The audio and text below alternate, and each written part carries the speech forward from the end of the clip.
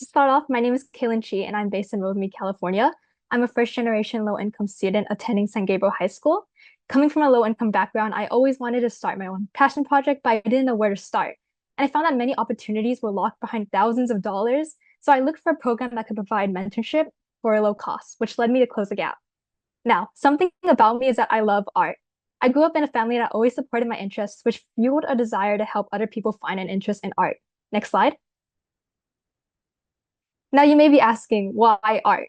Well, art provides so many benefits, most importantly, self-expression, a sense of community, and it also serves as a break from everyday struggles. Next slide. However, studies find that newer generations tend to not see these benefits behind the arts, and that, paired with how arts is getting pushed out of school curriculums, has led to the arts getting increasingly neglected as years pass.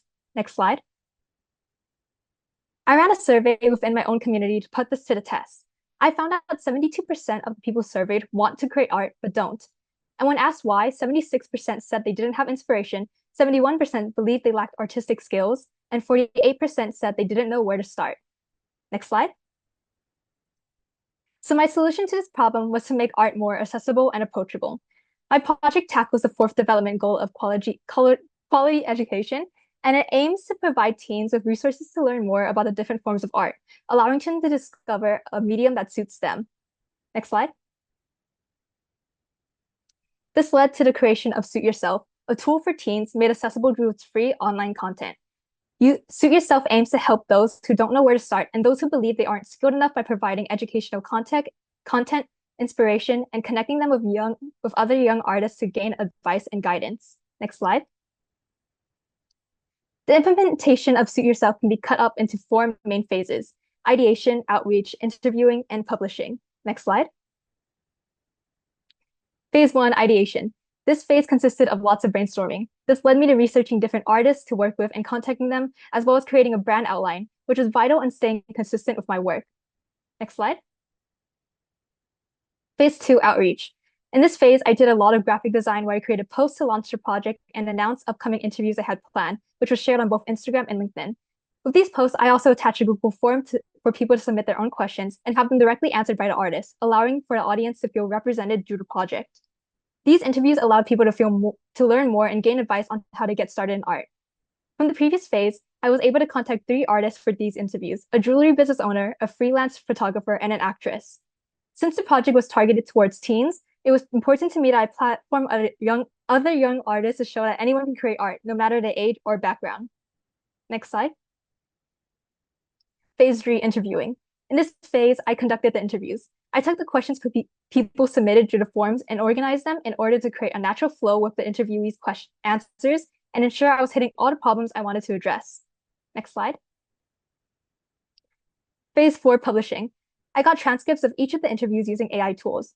It required a lot of editing to clean up any errors and formatting the content to ensure it translates well through written words. After that was done, I published the questions and answers on a website I made through Wix for the public. Next slide. Now, I was able to do a summer program with Stanford's student-run newspaper, where my capstone project was to create a multimedia piece. I decided to do a video on the importance of art and basically persuade people to try creating art, encapsulating the whole mission of Suit Yourself. I incorporated the interviews into my video and finally submitted it. The video will be published later this fall to the public, accessible through the official Stanford Daily's website. Next slide. Now, I've faced a lot of challenges through this project, mainly dealing with my lack of confidence in my own skills, time management between summer classes, website building, and technical issues where my laptop and the websites I use would constantly freeze or crash, losing hours of my progress. Next slide. Powering through, I learned to rely on my support system, which includes my family, friends, my mentor, and my cohort leader, who gave me constant feedback and support on my work. As for time management, I use calendars to schedule everything. For the technical issues, my solution to this was persistence and persevering, as it was something really out of my control. Unlike these other problems, instead of giving up, I redid any progress I lost and kept going. For website building, I spent so long on this. I didn't know what to create. As a solution, I watched many YouTube videos and took inspiration from other websites, making use of my available resources. Next slide. Now, through social media analytics, I saw that these posts across both Instagram and LinkedIn garnered over 13,000 views, reaching over 1,000 individual people. Although my project initially targeted my local community, Suit Yourself was able to reach 5 different countries: the US, United Kingdom, Canada, India, and Pakistan. Next slide. For reaches. From 3 or so months I spent on this project, I grew my technical skills, including my design skills, video editing, and website building. I also learned how much work goes into setting up interviews. I learned there's a strategy behind interviewing in order to get descriptive yet raw, natural answers while still ensuring the interviewee is comfortable. I learned about the power of social media. I learned how social media can amplify voices and connect you with wide and diverse audiences. And lastly, community strength. Before going into the project, I was hesitant because I didn't know what or how it would be perceived. However, after putting myself out there, I saw so many people supporting my project and people who are willing to help and willing to spread the message. Next slide. Although the Close the Gap program is coming to an end, I hope to be able to continue to impact more people with Suit Yourself and continue to share my love of art. Thank you.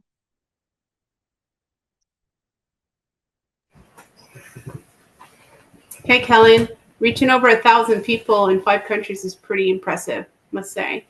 I'm glad that you're going to continue this on. I think it's awesome. I love to do art myself. Would have loved to have somebody reach out. What was the?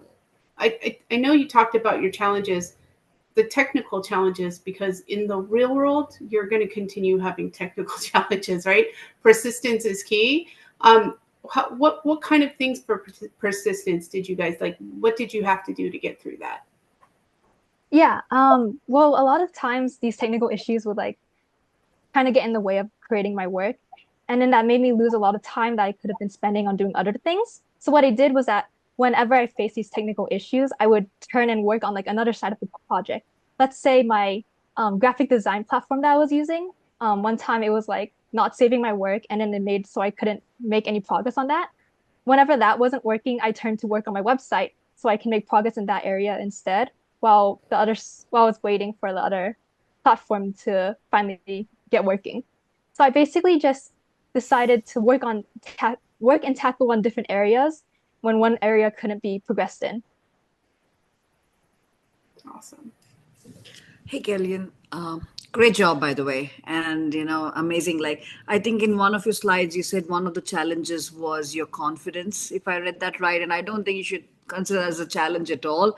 I love the way you've brought in the AI, your technical background, everything into, what's out there to actually build a platform. So I don't think you should ever doubt, yourself or anything. So your confidence should be really high. One question I have though is, as a person who's built this platform because of your passion for arts and stuff, what is the one or two things that you want people to take away from it? Yeah. Well, I really appreciate that question because these things that you asked of is like things that like really guided how I led my project. And I guess like the two main things I want people to take away from this is that you don't have to be naturally talented to create art, because I know that's something my community, like a lot of the people around me kind of said whenever like when I question them, why don't you get into art? They say like, oh, I don't think I'm talented enough. I don't think I'm creative enough. And I want people to take away that you don't have to be naturally talented, or you don't have to have this like talent in order to create art. I think like anyone could do it, no matter your age or background or skill level. Awesome. Thank you.